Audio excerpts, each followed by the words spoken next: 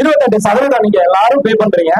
அந்த வரி வசூல் பண்ணது எவ்வளவு, அதை எவ்வளவு பகிர்வு கொடுத்திருக்காங்க அப்படின்னு பார்ப்போம்.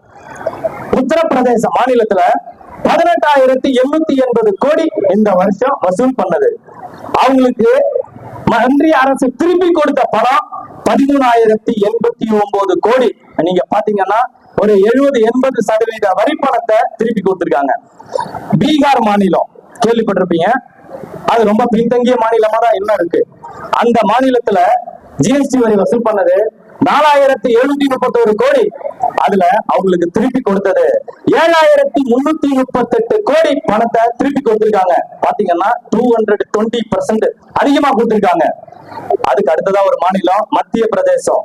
அந்த மாநிலத்துல ஜிஎஸ்டி வரி வசூல் பண்ணது 7,384 கோடி. ரிட்டர்ன் இவங்க கொடுத்தது ஒன்றிய அரசு கிட்ட இருந்து 5,727 கோடி திருப்பி கொடுத்திருக்காங்க. நம்ம தமிழ்நாடு அடுத்ததா பாக்குறோம். நம்ம தமிழ்நாட்டுல இருந்து எவ்வளவு வரி வந்திருக்குன்னு பாருங்க. 23,661 கோடி வசூல் செய்யப்பட்டிருக்கு. நீங்க எல்லாம் வரி பணமா பே பண்ணிருக்கீங்க. 23,600 கோடின்னு வச்சுக்கோங்க அப்ராக்சிமேட்டா. இந்த பணம் எங்க போச்சு, நம்ம கிட்ட எவ்வளவு திருப்பி கொடுத்திருக்காங்கன்னு பாத்தீங்கன்னா 2,976 கோடி. 8 கோடி தமிழர்களும் என்ன பாவம் செஞ்சீங்க, நம்ம என்ன துரோகம் செஞ்சோம், ஏன் நமக்கு வரி பணம் கொடுக்கல பாத்துக்கோங்க. 200% கொடுக்கறாங்க சில மாநிலங்களுக்கு. தமிழ்நாட்டுல இருந்து அதிகப்படியான வரி பணத்தை எடுத்து வேற மாநிலங்களுக்கு கொடுக்கறாங்க. இந்த உங்களுடைய உரிமைகளை நீங்க விட்டு கொடுக்க கூடாது, அதை தெளிவா புரிஞ்சுக்கோங்க. ஏன் சொல்றேன் அப்படின்னா, நமக்கு இன்னும் வர வேண்டியது 20,865 கோடி இந்த வருஷம் வசூல் பண்ண பணம் மட்டும் இருக்கு. அந்த பணத்தையாவது கொடுங்கன்னு சொல்லி நம்மளுடைய தமிழக முதல்வர் தளபதி ஸ்டாலின் அவர்கள் அறிக்கை கொடுத்தாங்க. இந்த பணத்தையாவது திருப்பி கொடுங்க. 8 மாவட்டங்கள் தண்ணியில தத்தளிக்குது, ஒரு 5,000 கோடி கொடுங்க, என் மக்களை நான் காப்பாற்றணும். செவி சாய்க்கல, கண் இமைக்கல, என்ன வேணாலும் பண்ணு, ஆனா ஓட்டு வாங்க மட்டும் இன்னைக்கு ஒவ்வொரு தெருவா ரோட் ஷோ பண்றாங்க. இது எவ்வளவு கொடுமையான விஷயம், இத பொதுமக்கள் தெளிவா புரிஞ்சுக்கணும். நம்மளுடைய வரி பணத்தை மீட்டெடுக்க திருவள்ளுவர் பாராளுமன்ற வேட்பாளராக திரு சசிகாந்த் செந்தில் அவர்கள் களமிறங்கி இருக்காங்க. இவரை போன்ற வேட்பாளர்களுக்கு நீங்க வாக்களித்து இவர்களை பாராளுமன்றத்துக்கு அனுப்புனீங்கன்னா தான் உங்களுடைய வாழ்வியல் உரிமைகளும் வாழ்வாதாரமும் மீட்டெடுக்கப்படும்.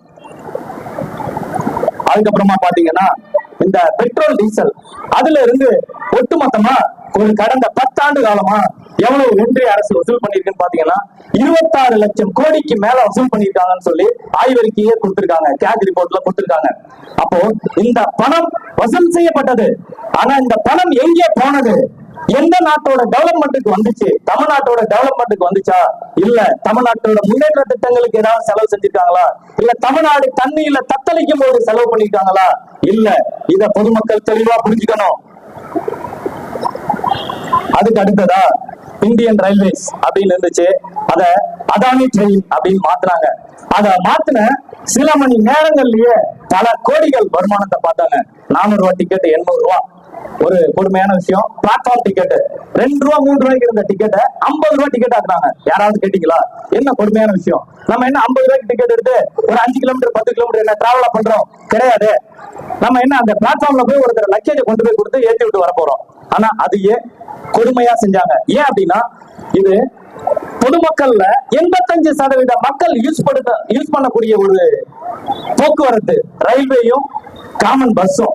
இந்த மாதிரி பொதுத்துறை நிறுவனங்கள் இருக்கக்கூடியத தனியாருக்கு தாரவாத்து கொடுத்ததுக்கு அப்புறம் தான் அந்த சட்டத்துல வரிய அதிகமா பண்ணாங்க. எக்ஸ்ட்ரா செஸ் அப்படின்னு போடுவாங்க. இதெல்லாம் பொதுமக்கள் தெளிவா புரிஞ்சுக்கணும். அதுக்கப்புறம் ஒரு கொடுமையான விஷயம் செஞ்சாங்க.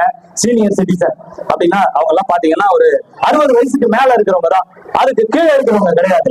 60 வயசுக்கு மேல இருக்கிறவங்களுக்கு ஒரு சலுகை இருந்துச்சு. ஒரு 50% நீங்க டிராவல் பண்ணலாம். ஒரு 500 ரூபாய் டிக்கெட்னா 250 ரூபாய் கொடுத்து வயசானவங்க நீங்க ஒரு இடத்துல இருந்து இன்னொரு இடத்துக்கு டிராவல் பண்ணலாம் அப்படின்னு இருந்துச்சு. அதை எல்லாத்தையும் மாத்தி அமைச்சுட்டாங்க. எவ்வளவு கொடுமையான விஷயம் பாருங்க. அந்த சட்டத்தை சீனியர் சிட்டிசனுக்கு கொடுத்திருந்த சலுகையை ரத்து பண்ணதுனால மட்டும் ஒரு ஆண்டுல 1,500 கோடி ரூபாய் வருமானம் ஈட்டி இருக்குது அதானி ட்ரெயின். அதானி என்ற ஒரு தனி நபர் லாபம் காணுவதற்காக 1,500 கோடி ரூபாய்